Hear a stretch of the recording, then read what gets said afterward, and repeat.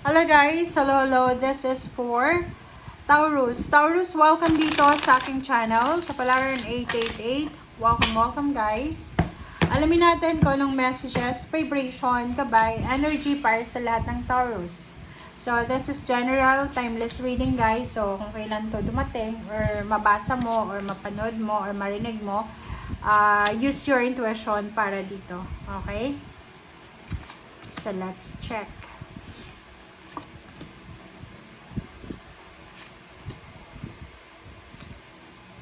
Okay, Taurus. 2, 4, 6, 7. And sa ilalim mo dito is 9 of Wands. 9 of Wands, 8 of Cups, and Ace of Cups, and 5 of... Okay. So, kung makikita mo dito, yung barahang to, sinasabi sa'yo dito, Taurus, na pagod ka na. You're suffering. Physical suffering. Like, pagod ka na, pwedeng may sakit ka, or hirap na hirap ka na sa pagmamanage ng finances, physical body pain, marami kang sakit sa katawan kasi panay overtime mo, ganyan, ganito. So, nakikita natin na sobrang pagod ka na sa obligations mo. Nakikita natin dito na there's parang plano mong magpakalayo-layo. It's either plano mong umalis sa lugar kung nasan ka ngayon kasi napapagod ka na.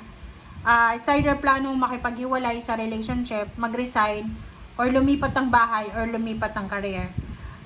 Five of Swords, sinasabi ng barahan na yun.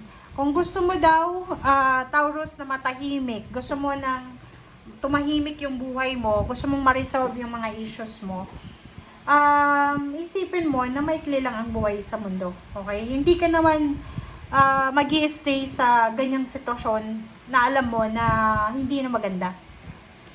Sinasabi ng baraha sa'yo dito na parang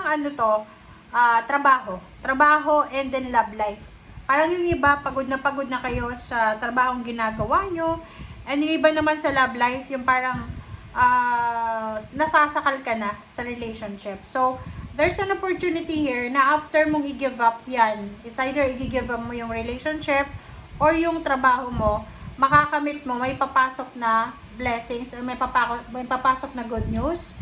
Maybe there's a job offer or maybe there's a love offer coming para sa'yo. Alright, so let's check. Okay, 2 of Cups and the Harvest and 10 of Cups. Nakikita ko sa'yo dito, yung unang nakikita natin dito na Taurus, ito yung mga Taurus na mapagod na sila.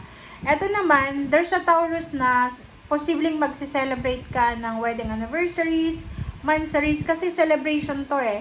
There's a wedding, there's a mansaries, there's a birth of the baby, pregnancy, birthday of the baby, there's a parang ano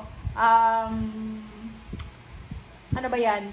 Bibili ka ng sasakyan, magpapatayo ka ng bahay, or kung ano pa man siya. Okay.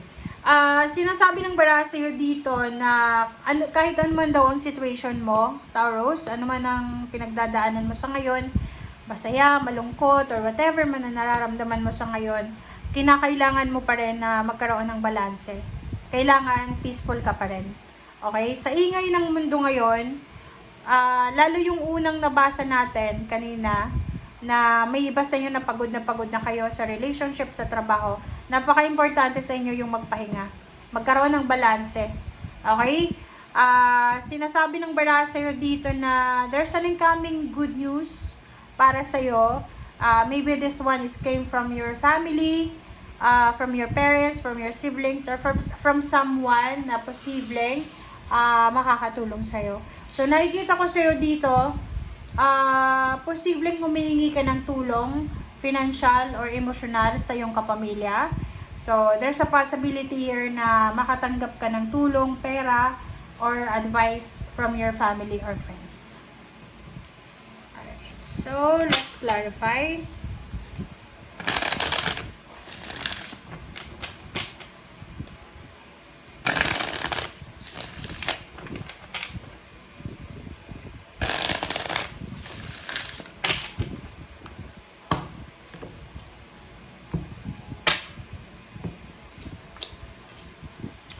Okay, Two of Cups, Queen of Pentacles, Four of Wands, 20 Harvest.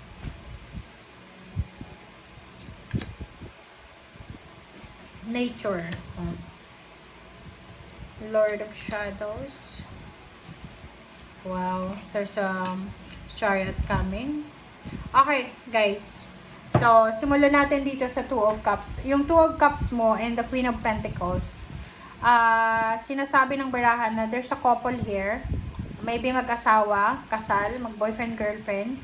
Na nakikita ko sa inyong dalawa na you are super confident sa bawat isa. Na lahat ng pangarap nyo sa buhay ay makakamit mo. So, you're like, may couple dito na punong-puno kayo ng ng motivation and inspiration para sa financial new beginnings nyo. Celebration. So, nakikita natin dito na congratulations.